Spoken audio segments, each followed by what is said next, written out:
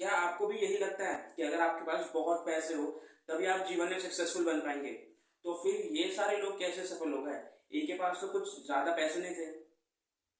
दोस्तों, दुनिया के ग्रेट सेंट्स जिन्होंने अपनी टीचिंग से पूरी ह्यूमैनिटी पे इम्पैक्ट डाला है, फिलोसोफर्स जिन्होंने हमारे थॉट्स और हमारी थॉट प्रोसेस को और भी बेहतर बनाया है, सोशल रिफॉर्मर्स जिन्होंने सोसाइटी में चले आ रहे कोई एक सिस्टम, कोई लॉ को उस वक्त की जरूरत के अनुसार उसे या तो बदला है या उसे खत्म ही किया है।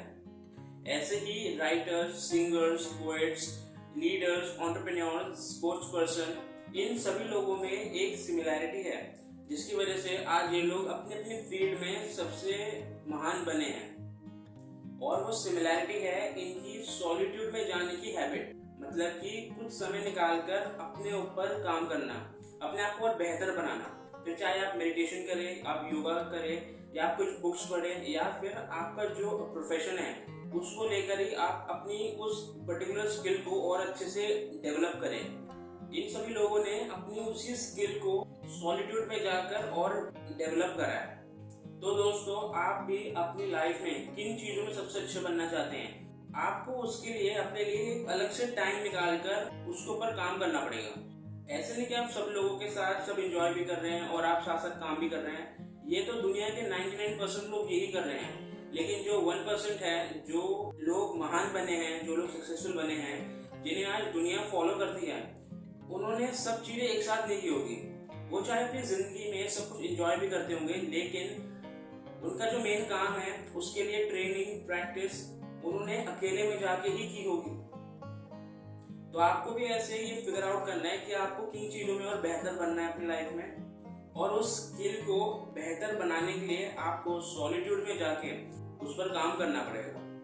तो इसके लिए आप रोज अपने लिए एक मी टाइम अलग से रखिए, और उस समय जब आप बाकी की चीजों से दूर होंगे, जो दुनिया की बाकी की चीजें हैं उन सब से दूर होकर ही आप अपना सारा ध्यान, अपनी सारी एनर्जी अपने उसी एक स्किल को मास्टर करने में लगा पाएंगे।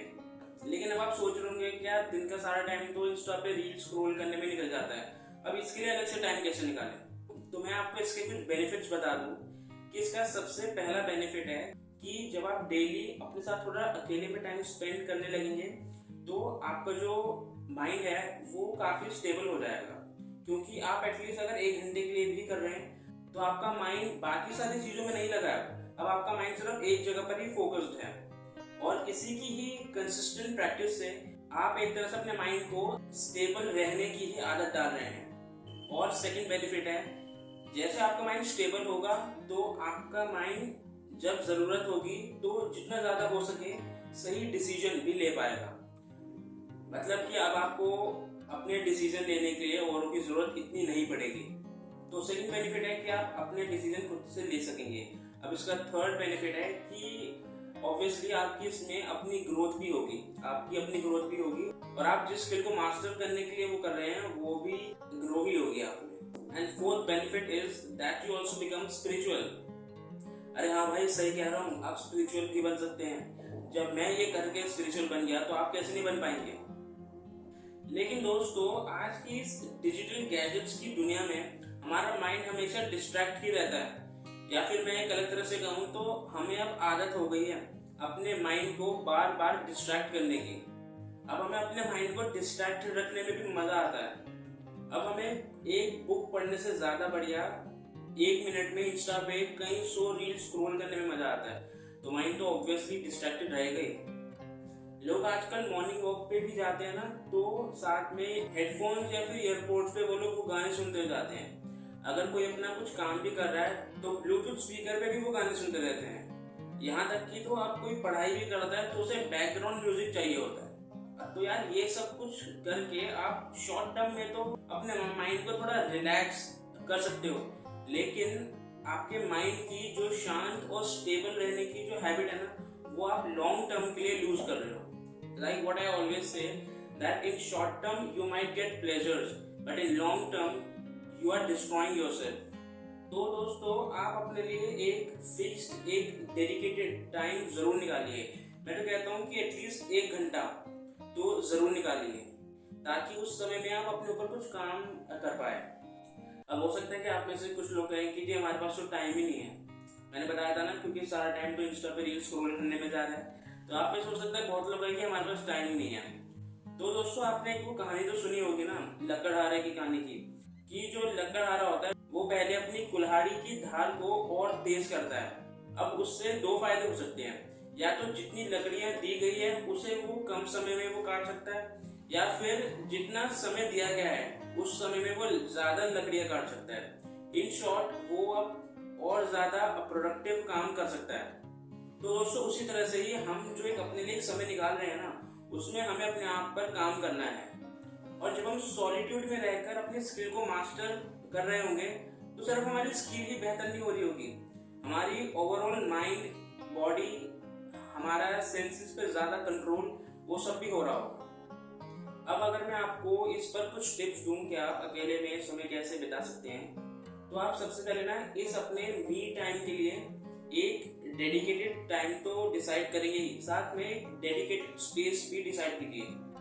एक ऐसी जगह जहां पर आप सिर्फ अपने आप को बेहतर बनाने से रिलेटेड जो भी आप पहले फिगर आउट ही करेंगे कि आपको ऐसे कौन कौन से काम है जो करने हैं सॉलिट्यूड में। उसके लिए आपके पास एक डेडिकेटेड स्पेस होनी चाहिए। जैसे कि आपने कुछ स्टूडेंट्स को देखा होगा ना, जो स्टूडेंट कॉम्पिटिटिव एग्जाम्स की तैयारी करते हैं, उनका अपना एक डेडिकेटेड स्पेस होता है पढ़ने के लिए। वो कभी भी बेड पे, सोफे पे आपको पढ़ते हुए नहीं दिखेंगे। उनका अपना एक स्टडी टेबल होता है, स्टडी चेयर होती है। तो वैसे ही आपको भी एक डेडिकेटेड जगह इसके लिए रखनी है। और मैं इसमें कुछ ये नहीं कह रहा कि आपके पास भी एक पूरा रूम होना चाहिए, उसमें ही आप कर सकते हो। अरे अगर कुछ भी ना हो तो मैं तो कहता हूँ कि छत पे जाके ही अपना काम कर ले करो। तो आप जब डेली अपने उसी स्पेस में जाकर अपने इम्प्रूवमेंट के लिए, अपने सेल्फ ग्रोथ के लिए जब आप काम करेंगे, तो आप 3-4 हफ्ते बाद देखेंगे कि उस कंसिस्टेंट एफर्ट की वजह से अब आपके सबकॉन्शियस माइंड को भी ना उसी चीज की आदत पड़ चुकी होगी। शुरू में ऐसा होगा कि आपका इतना मन नहीं करेगा इतना अलग रह के काम करने का, लेकिन एक बार जब आपके सबकॉन्शियस माइंड को उसकी आदत पड़ जाएगी ना, तो सबकॉन्शियस माइंड भी आपको उसी के लिए ही साथ देगा। बस आपको इसमें कंसिस्टेंट रहना है। रोज आपने जो समय डिसाइड किया है, टाइम डिसाइड करा है, उतना टाइम आपको रोज अपने काम के लिए देना है। पहले आपको अपना टाइम डिसाइड करना है, अपनी जगह डिसाइड करनी है, और उस समय उस जगह पर आप क्या क्या काम करेंगे वो भी आपको डिसाइड करना है। तो दोस्तों अगर आपको वीडियो अच्छी लगी हो तो इस वीडियो को लाइक कीजिए, इस वीडियो को सभी के साथ शेयर कीजिए। आप जिन्हें दिल से चाहते हैं कि वो भी अपने जीवन में कुछ अच्छा ही करे, उन तक आप ये वीडियो जरूर पहुंचाइए।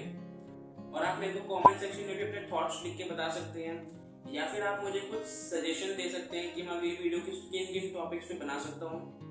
तो ये मेरे सारे सोशल मीडिया हैंडल्स हैं, आप मुझे इन सब पर फॉलो भी कर लीजिए।